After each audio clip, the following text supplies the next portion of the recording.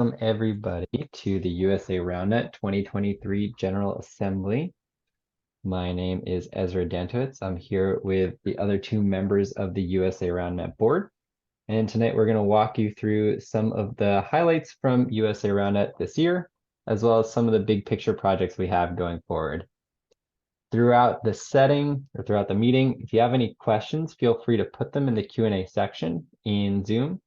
We'll try to answer them either as we go or at the end. We should have plenty of time for us to answer your questions live or for you to come off mute and ask them live if that's what you prefer.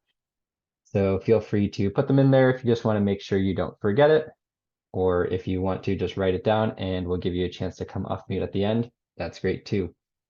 I'm going to turn it over to Ben to give us an intro and talk about the agenda for the night. Thanks, Ezra. Hey, y'all. Ben Dantowitz here.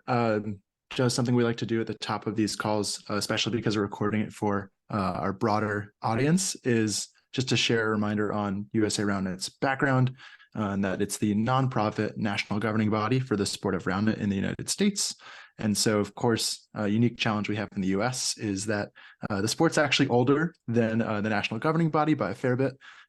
Especially from a community standpoint. So not only are we working on growing the sport, but a really big priority for us in the past and coming years is to really focus on connecting it more to get like a more cohesive sporting experience and make sure that the community across the board feels a little bit more aligned and we're moving together in lockstep to push the sport forward.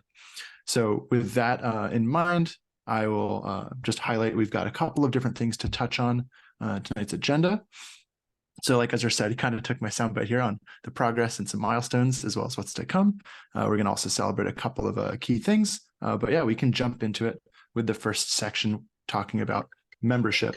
I apologize, I'm getting a phone call. I'm going to mute that, go to do not disturb. We can edit that in post probably. So the first tag here is on membership. And so something really important that happened this year is we changed how we structured membership. If you remember last year, the only way to play in any sanctioned event was to be an annual member for the entire year. And of course, for people who are just dipping their toe into Roundnet and getting into the competitive setting, that's a really big leap versus someone who's maybe been playing lots of tournaments and spending $20 on a membership to push the sport forward is really a drop in the bucket. So something we changed this year is we kind of reorganized how we think about membership. And what it means is moving forward, it'll be a little bit easier to characterize and chart how we're growing this core annual membership base, where this year we really just see a big split. We've got technically a couple more members, but in particular, we've been able to serve these members in a couple of really key ways. Of course, things like providing sanctioned events and insurance at those events, but also working on more growth of the sport initiatives, things like tracking data through USA Roundnet player pages to track results over time.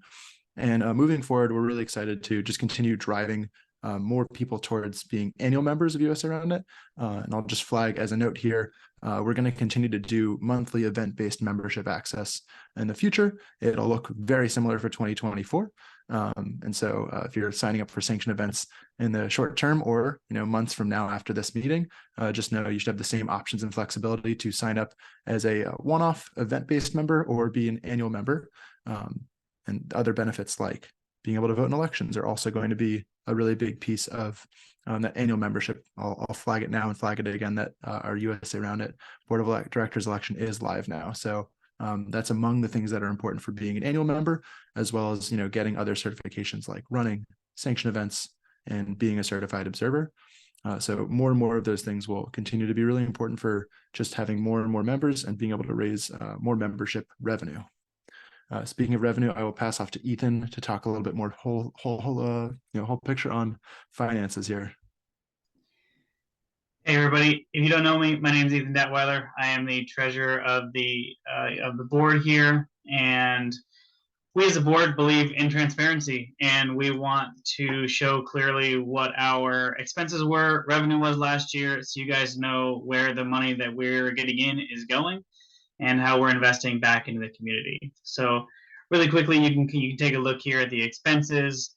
Our primary expense that you see on here is this KBS repayment of jerseys. So actually, what this was our Worlds 2020, the last Worlds event. The jerseys we had to repay KBS, and we actually ended up paying them back in January, so they hit this year's books.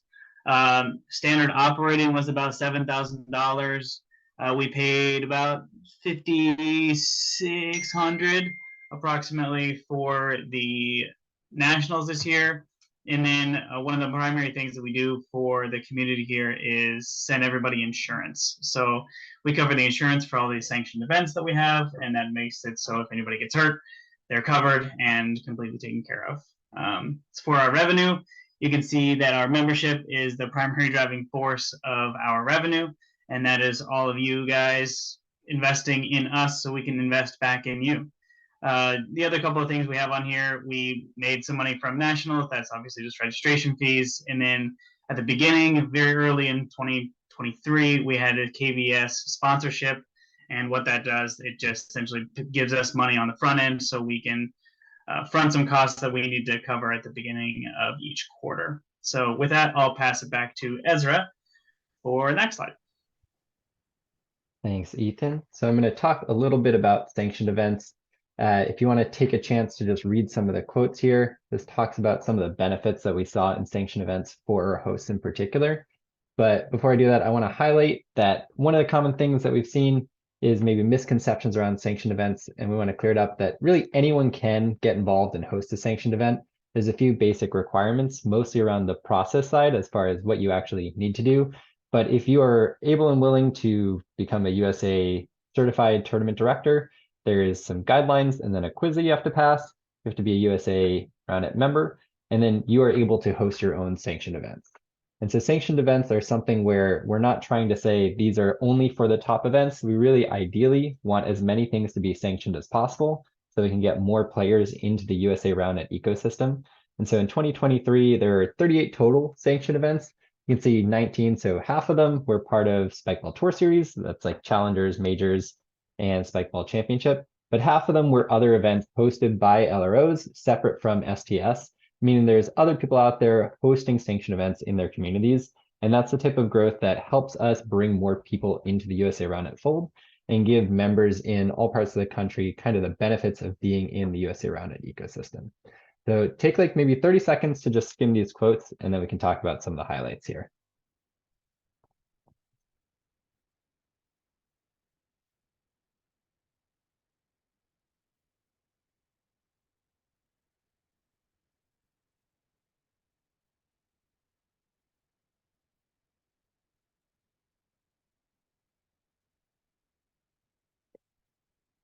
So I'll call it out again. Ethan mentioned on the previous slide, one of the biggest things that we're really offering both TDs as well as players who are playing sanctioned events is this event liability insurance. We have a great sanctioned events team that's helping set this up for each of the events.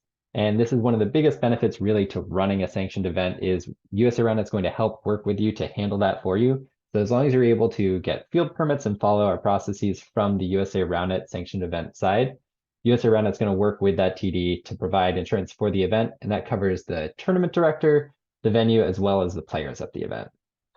The second thing to call out here, Ben mentioned it earlier in membership, but by moving from just the annual option for membership to having this monthly kind of event-based membership, it's a lot easier for players to make the commitment to play in these sanctioned events, which is something that we got good feedback on in 2023, and Ben said we're going to continue doing this going forward.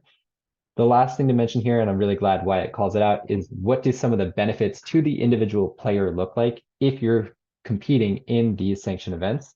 And that is, one of them is the rankings. And so USA Roundnet rankings, we have a great team that's crunching numbers after each of these sanctioned events, updating the rankings on our page. There's more details that are being added there. So just recently they updated with player profile information. And this is one cool way that you can see how you rank against other people in the USA Roundnet ecosystem. And it's cool because it's something where it might feel like you're only competing locally, but you still show up on this kind of national or just US-based rankings.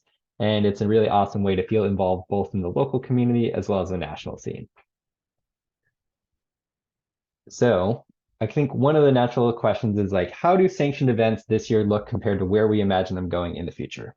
And so I'm going to go to the next slide and kind of break this down as far as where we are now and where we're hoping to go with sanctioned events as well as play in the US. So if we think about this pyramid or this triangle as kind of all around it in the US, the bottom of this is kind of everyday pickup, leagues, practice, whatever it takes for you to get out there and play Roundnet with your friends. And this is where most Roundnet is currently happening, whether it's at colleges, high schools, or just with people at a park. Most play is just happening on its own, and that's great organic growth. That's how we want it. We don't currently have like a way to track this as part of sanctioned play. It'd be great if we could get USA Roundnet more involved in more of these kind of unsanctioned pickups, whether it's leagues or LROs. And that's something where we're hoping to work more with LROs in the future to feel like we are tying into more local communities. But as we go up the pyramid, this is where we kind of want to see USA Roundnet getting more involved with those local groups. So the second level of this is other sanctioned events. These are those 19 events that happened in 2023. And we're hoping to see more of those going forward, where we have more LROs hosting sanctioned events in their areas so that more people are on that USA rankings page, more people are involved in the USA Roundnet ecosystem. And jumping up to the top level here, that's nationals. This year, USA Roundnet hosted a national championship. For the first time, this is an event separate from Spikeball Tour Series. I think it's a great step for us to show that we, as the national governing body, have a capacity to host our own national championship. And it's something that we'll continue to do going forward. But the next step for us, we think, is building out a broader series where people can compete as part of the USA National Series. And so that's what the second rung of this pyramid is, this USA National Series, which we're planning to open up for 2024 as a new series of events directly related to USA Roundnet. So these will be sanctioned events that are specifically tailored to our USA Roundnet athletes. And we have a few goals going forward, and we'll talk a little bit more about what the vision is on the next slide. But for now, I just want to call out, this is where we're going to introduce a few concepts, including regionals, so breaking down the country into smaller sections or regions, as well as tie this into how people can qualify for our national team. So I'm going to talk a little bit more about what this looks like in 2024, and then as well as what we think this could look like going forward 2025 and beyond. So for next year, our goal for this USA National Series is to offer 4 or 5 events. We're going to start working on potential hosts really right now. That's the next step for us. We're going to have these separated across the country. So ideally, you can get to one, well, not too far. You don't need to fly across the country. This is going to be just, again, that second level of the pyramid. These are the National Tour Series events. The top level, we still want to have a national championship. The big change for us is we'd like to move it earlier in the year. So for us, we'll try to host our national championship in either June or July. The biggest benefits there are that it moves us to the summer, which we think will be a better time for people to travel and compete. It also takes us away from other end of season championships, including Worlds and Spikeball Tour Series Championship. So we get to distinguish ourselves a little bit more. And maybe most importantly, it gives us a chance to kind of rally our Team USA as we head into Worlds in late August. So the next thing I'll mention is how Team USA factors into this national tour series. So for us, we want to make sure that the national series is for everyone, but we also want to make use of it as a way to help us select our athletes for Team USA. And so at each of these 4 or 5 tour series events, the top placing athletes in both the top men's division and top women's division will be eligible to be selected for Team USA. What we're going to have is either the top 4-ish teams will be eligible to then be picked by a panel to represent Team USA. So we're still using a panel selection system. We think that's the best way to make sure we have the best athletes on our team. But we want to encourage athletes to actually attend these events, as well as add some slightly more rigor to who's eligible for Team USA. So if you place in the top 4 at one of these events, you'll be eligible to be picked by a panel to then represent Team USA. Now, in addition to this national series, which let's say it's 5 events plus our national championship, we still want to continue to have that base of sanctioned events across the country. That's where you can improve your ranking. You can compete as part of a team and really grow your LRO by being part of the USA Roundnet scene. Looking ahead to 2025, we want to expand on this notion of having regions and then within those sections across the country. We think that one thing that USA Roundnet is missing right now, but a great area for us to grow, is how can we connect more with local organizations rather than just having a national level presence. And so for us, we think expanding to work with LROs in more areas, and instead of just focusing on high level tournaments for the whole country, having sectional tournaments and then regional tournaments where you can grow at a smaller scale, prove your talent, and then expand and go to regionals onto nationals.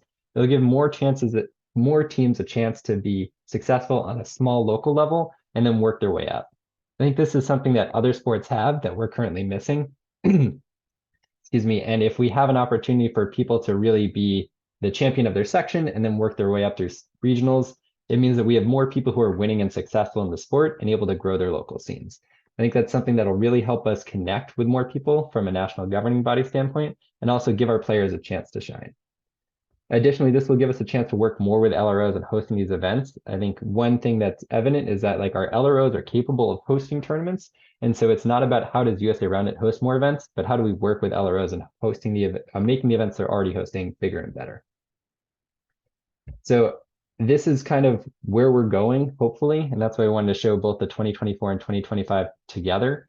So for 2024, we'll have these kind of regional events, 4 or 5 of them across the country. 2025, the goal is to then expand within each region to offer sectional events and move towards more of a calendar of how sectionals progresses to regionals and then on to nationals. We can get into this more in questions at the end, but for now, I'm going to turn it over to Ben to recognize some of our great volunteers. Yeah, I'm really excited about all of that. I just wanted to put a note to say when we polled members, I think over 90% of respondents were strongly or in some form in favor of some sort of national series. So we really appreciate all the input that you all have given us and will definitely continue to give us. So we will continue to keep our ears out for all those inputs. As far as some things that have been going really well on the back end, Ezra mentioned, we're trying to put lots of resources into supporting events. And so I just wanted to take the moment to highlight 3 volunteers this year that have really stepped up and just been consistently driving a lot of support to making these sanctioned events successful and building up more connectivity throughout the US community. So first, it's someone that we've actually talked a lot about the work he's done tonight. You don't want to leave tournaments with an injury, but if you do, he has taken care of a lot of people submitting claims for insurance. It's Grayson Wills has been really the backbone of making sure sanctioned events have host insurance, that players get coverage, and just making sure every TD is all taken care of when it comes to getting their permits. Some folks even need to have insurance in hand before they can even get permits submitted. So really appreciate the work Grayson's done week in, week out, making that happen. And almost the flip side of that coin on the sanction event sides of things is another volunteer, Trey Thompson, who's not only contributed to USA Roundnet even while he was spending time abroad, but has been making sure TDs are checking the box, getting certified, making sure TDs are getting their applications in, and then supporting a lot of the Fuengo backend setup that is maybe newer because we are building some of these processes out to make sure that USA Roundnet is able to support on the back end and make their lives easier just by following some really important steps. And Trey's been really making sure these dozens of events are successful on the back end. So huge thanks to him. Last person I wanted to recognize is someone who's been supporting a lot of front end things is Jake Oxendine. He's part of the team that is responsible for making these rankings happen for you all, but some other things you may have seen him contribute to would be some of these tournament forecasts we've seen over the past couple of years. They're really fun and engaging, gets people maybe a little bit fired up if they don't see themselves coming into a tournament as favorites. And moving forward, we're really excited about doing more of that, as well as most recently, he pretty much shared like a keynote, basically. You hopefully got it in your emails when we shared the USA Roundnet player pages update. A really fun little walkthrough of how that works. So if you don't know exactly how it works, I would refer you back to that. It's all on our website. But yeah, huge thank you to these 3 folks, as well as the dozen so other volunteers in USA Roundnet who have chipped in so many different ways this year. Just wanted to take the moment to express gratitude for these 3 and yeah, really just the people that are making a lot of these things happen are maybe not always celebrated. So I wanted to make sure we called that out during this meeting and for you all to know some of the people that are making Roundnet happen and making Roundnet grow in the US. And then I'll pass to Ethan for our next slide. Thank you, Ben. And again, thank you to all of our volunteers. That was just a short 3-slide highlight of some of the people in our community that are making this train chug up the hill. And we all know that everybody out there is doing their part to grow this sport that we all love. So the calls to action that we currently have for all the people on here, anybody who sees this in the next handful of days, our board elections. Ezra and Ben mentioned this earlier in the slides, and it is something that we really want your guys' input on. We currently have the elections live on our website, usaroundnet.org/elections 2023. We currently have 3 people running for the board at this moment in time. We have Josiah McKinney, who is the president of an LRO in Kentucky, Rohil Sanapi, who is currently on the exec board at Boilermaker Roundnet in Purdue. And then you have Wyatt Semke, who's been a part of the community for, 8 years, 9 years, and has a wealth of experience running tournaments and all of the like. So we have 3 really awesome candidates. We'd really love everybody here to go and vote, read the excerpts that each one of them have put on the website, and help us get the correct member on the board so we can represent you guys. Our next call to action, as Ezra mentioned before, is for the National Series tournament hosts. We are currently have a form on the website again to apply to be a host. So if you have a great community, you want to host one of these events, bring a bunch of different people into your local communities, show them what you guys are all about. You can apply to be a host. We'll review all of those in the coming weeks and make some choices, and then release the formal schedule after we have all of the tournaments set. The final call to action for everybody here is that the 2024 full year membership is live on Flango. So if you're one of those people who loves to travel the country and get out there, play against the best of the best, or in whatever division you're in, you can sign up to do that with our annual membership. Covers every single event that you want to do, covers your insurance, makes it so you can vote in elections next year, yada, yada, yada. So we'd love to have everybody join and become a member, join us for a year, or join for a month if that's what you're into. So those are our calls to action, and I will hand it back over to these gentlemen. Thank you, Ethan. So we're gonna open up for Q&A. I saw there's one person who had their hand raised, Sam. I don't know if that's an error, but if you're still up, I can try to unmute you to ask your question. For anyone else, feel free to you can raise your hand and then I can kind of promote you so that you can talk, or if you'd prefer to ask in the Q&A, you can do that as well. But give Sam a chance because you've had your hand up for a while.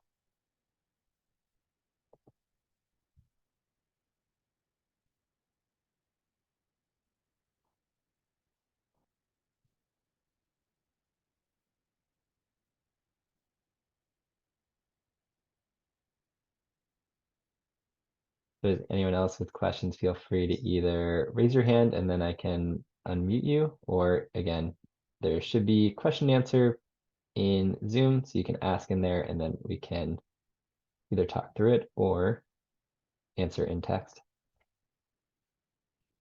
Hello, can you guys hear me? Hi, yeah, we can hear you. I'm Sam. I just had a question.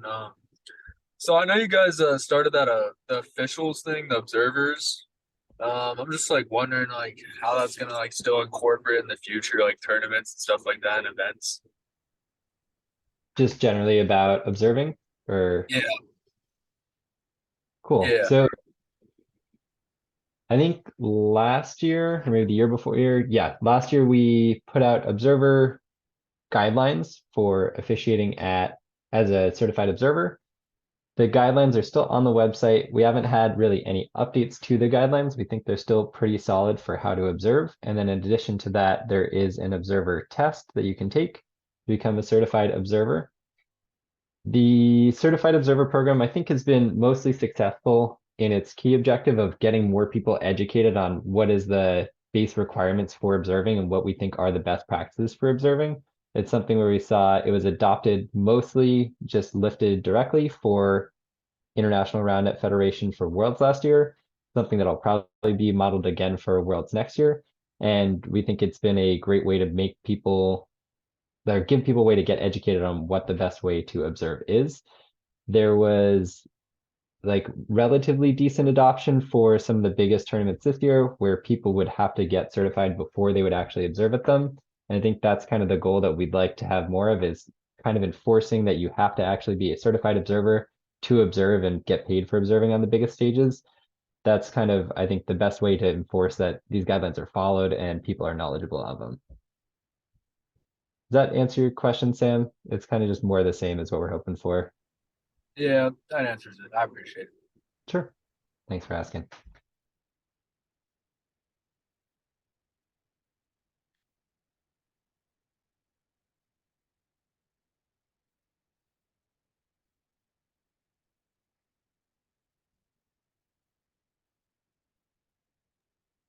I was gonna suggest, I know we had at least one or two questions about in advance come about how like Team USA selection will work. I know that's kind of dependent on some of the National Tour Series stuff, but Ezra, if you wanted to share any more of the like in progress thoughts on that, sure, that'd be like helpful, just background to share where we're Sure. at in that process. So I think I touched on it talking about the national series a little bit, but I can give maybe just a little slightly more in-depth answer as to where we're at right now. So currently we're starting to accept applications for national series tournaments next year. Our goal is to end up with 5 of those spaced across the country. Given we get that, our goal is that if you place in the top 4 at any one of those events, you'd then be eligible to be selected for Team USA. Meaning, as long as you got one result that's top 4, you're then on a list of players that can be selected for Team USA. Once all those events have finished, that list of players who are eligible turns over to a panel or 2 panels, one for the men's teams, one for the women's teams. And those panels will be a mix of the coaches for the national team, as well as we're hoping to build kind of a panel of people who are knowledgeable and unbiased who can help us select the best athletes for our team. So those panels will select then who are our 10 athletes for men's and who are our 10 athletes for women's that we'll bring to Worlds in London next year. Our goal is to have that picked at the latest by about May 15th. If our national series, if we can move those earlier in the year and have all those events wrap up in April, we'll try to select that national team even earlier. But currently the date that we'll say is like the latest that we're aiming to have that national team selected is, I think, May 17th, if not earlier than that. And again, so it's qualify to be eligible by placing at one of those national series events, and then a panel of players, coaches, other knowledgeable folk will pick, here are the best athletes for our team. The only other caveat that I'll mention is the national champions from 2023. So the winners from last month in Tampa, those 4 athletes have already qualified. So there's 2 men and 2 women who are already on Team USA for next year. And there's 8 slots remaining for each of those squads. Sam, you have your hand up again. Let me. Can I? Oh, I was gonna say, can I take the first question that was written in the chat before? Oh yeah, sorry, go for it. Sorry, Sam, let me block you again. So yeah, with the spending for USA Roundnet, was there a plan for 2024 spending? That is like World's jersey spending being the largest estimated chunk again next year. Great question. Oh, thanks for Mark. We'll answer it live. So we don't have, I think, a full estimate here, but something similar to what we did in 2022 was we did a big pre-order. So I think Ethan noted that the spending hit in 2023, but the revenue came in 2022 before Worlds, thankfully, so we could help support and fund some of the expenses for Worlds. So that's something that will definitely be a flexible element of our budget next year. Comparing 2022 and 2023 operational expenses, I think things will be pretty similar. And like we noted with nationals being a priority as well as Team USA, those are things that we are taking some resources and pouring them into. And those are priorities that we don't have an exact plan on the exact amounts, but we know that we're going to try to put a little bit more than cost into them because those are important growth of the sport priorities.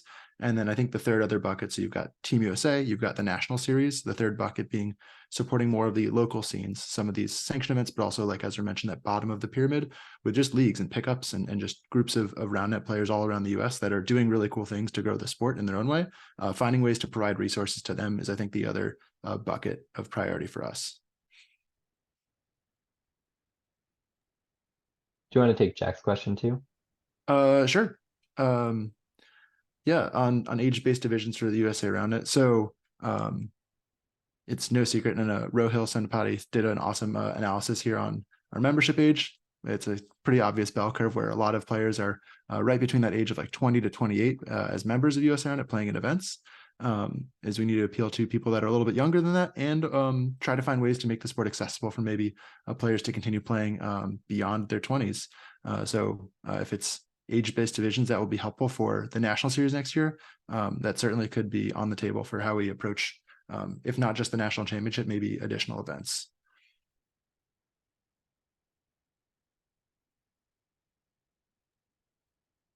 Cool. I'll go back. Sam, I'll pull you in again if you want to ask another question. Hello. Hey, we can hear you. Okay. So going off of like the national team and stuff, I just have another question. I'm just curious. Is there like a international like body that you guys like report to? Like I know you guys have worlds and stuff. Like is there like a FIFA for Roundnet or Yeah, great question. So the international body for Roundnet is International Roundnet Federation. They are organizing the World Championships. They did it last year in Belgium. They're organizing it again for 2024 next year in London. So working in association with British Roundnet. We have, I guess, on the IRF panel or the IRF board, there's a representative from each continental region. So ours is Jack Scotty. He's on the call. He represents North America. There have been a few things where like they will contact us directly to ask for input from our continental region. So right now the other countries in our continent are only Canada and Mexico. And then there are other projects that IRF International Roundnet will work on. Well, they'll ask for volunteers across different bodies. So for example, they have a bunch of committees open right now, including one on officiating, one on rules, one on equipment, on different partnerships. And so they will pull in people from their member bodies across the world to help work on those projects, in large part to help prep for Worlds. okay. I got another question off of that. Sure. Is there any like future plans for like youth national teams or anything like younger or even older ages, like past that 30 mark or Yeah, good question. I think Ben just talked about this. It's definitely an area where I think we recognize, especially on the younger side, for growth of the sport, that would be a great way for us to expand, is have more opportunities for younger athletes to get involved. I think right now from USA Roundnet, we don't have anything great for this. I think from the like a youth national standpoint, I don't think we would lead with that until there was more of like an impetus at an international level where we could send a youth national team. But I think finding ways for USA Roundnet to get involved with more youth programs will be beneficial. It's not something we've done great so far. Ben, did you have I'll anything? just flag, yeah, if I can chime in. Like I know, like in Europe, they just like ran a U21 European Championship this year, and those players aren't going to be on like a national team or anything. I think that's another great way to get more people plugged into Roundnet potentially.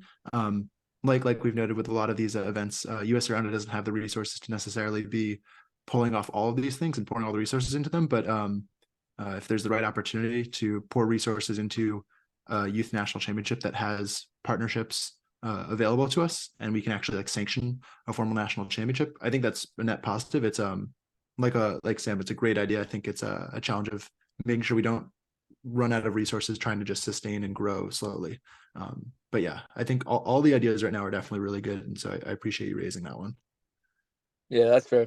Okay, thank you. I got another question, or if you guys have anything to touch on.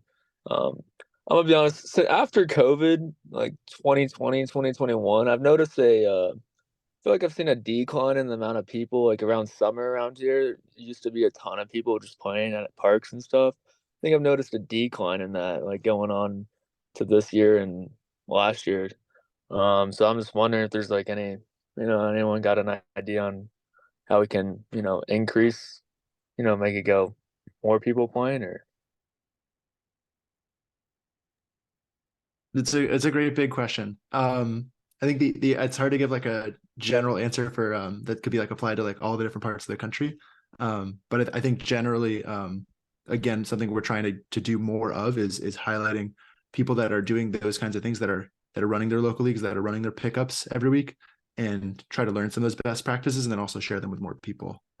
One general thing I will share is similar to what Ezra mentioned about sanctioned events. There might have been some misconceptions about, oh, like I can't run a sanctioned event. I think sometimes maybe some players don't know or think that they can maybe build up their local community and clubs. I think for US Roundnet, the more we can maybe build a culture and promote that, accessibility, that really this is going to be a big team effort. Everybody and anybody should want to and should have the capacity to to play a part in growing Roundnet, that really we all need to be ambassadors for the sport, is going to be a really big mindset shift. But yeah, I definitely, not knowing exactly where you're from, also whether your local area, if we can help you get connected with more people in the near term, maybe off this call. It's a really important thing to worry about, and there are people that are doing some really good stuff. So trying to find ways to amplify that and then spread those practices, those attitudes about growing Roundnet, is definitely core to our mission, and also to like the global mission for growing the sport. Okay. I like that. Thank you. Build on a culture. Yes, sir. All right.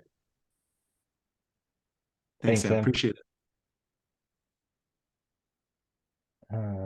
Okay, let me take this question from Wyatt. So is the plan for National Series events to use divisions similar to what was offered at 2023 Nationals, or will there be any new models? For example, a USAR version of STS Premier or Pro. So I think for now, the concept that we're going to look for is keeping it more open for teams to compete at these USAR National Series events. So that probably means keeping it similar to what we saw at 2023 Nationals, where it was an open division. One thing that we want to do is still make sure that the players at the top have a reason where they're going to compete and aren't feeling like they are stuck playing meaningless games to start the day. So the model that I think we're going to look for in 2024 is using a combination of rankings and performance at National Series events to determine which teams are in power pools at Nationals. So for example, if you win your tournament at the regional level, you would guarantee yourself a spot for the power pool at Nationals. The other thing that we hope to do is give more people the incentive to compete in the lower divisions. So people are traveling not just to compete in the top division, but also compete to show up at these events and do well in their lower divisions. One thing that we've seen historically is that offering those lower divisions at a lower price is probably helpful for getting more people involved. And those people who are competing in the lower divisions probably don't have the same ambitions of winning the top division. So I think it makes sense for us to lower the bar to entry for those lower divisions. So that might mean for those 4-0 or 3-0 intermediate advanced divisions, making the cost of the tournament significantly cheaper than it is for the top division. And the top division, part of what you're paying for is not only a chance to win a prize pool, but also to play against the top teams that are there.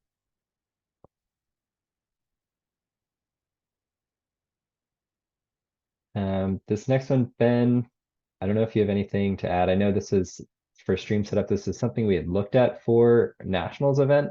And what it comes down to often is what are we able to do at the site of the tournament? So for Nationals, initially we thought we would have wired internet and we'd be able to set up like a decent stream. If that was the case, that's something where USA Roundnet is willing to invest in kind of the equipment and the people to do that. I think the challenge for us is that we're not going to always have access to locations where we can have consistent wired internet. And so I think right now we're not at a stage where we're going to build this national series and USAR events in general around the ability to stream them. But if it's something that we can have where we have access to at a venue, it's definitely something that we value and we understand the value to the community. Ben, is there anything else to add on this? Nope. That was perfect. Okay. Also, really good questions there by those last two folks. So thank you.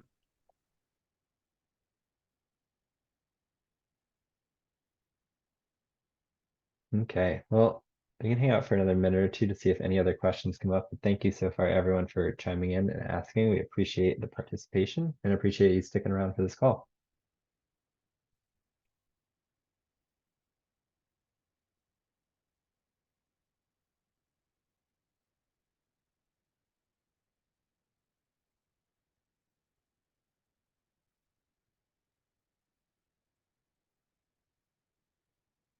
Okay. Well, thank you everyone for joining tonight. And we really appreciate you coming out on a Wednesday night to hear what we're up to at USA Roundnet, what we've accomplished and what we're looking to do more of. Again, to hammer those calls to action, if you haven't already, if you are an annual member from 2023, check your inbox.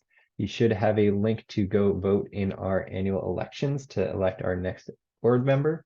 If you are looking to host a national series or your LRO you think would be capable, go ahead, find the details on our website and apply to host one of those. And then lastly, if you're looking to get ahead of the curve, you can go to Flango and register for your 2024 annual membership. Those are the 3 takeaways we hope you have from this call. Thank you again so much for joining. If you missed anything, want to review it, we'll try to have the recording up on our YouTube channel by the end of the week. share it with your friends, make sure that they know what USA Roundnet's up to. Thanks again to everyone from the board. We really appreciate you joining.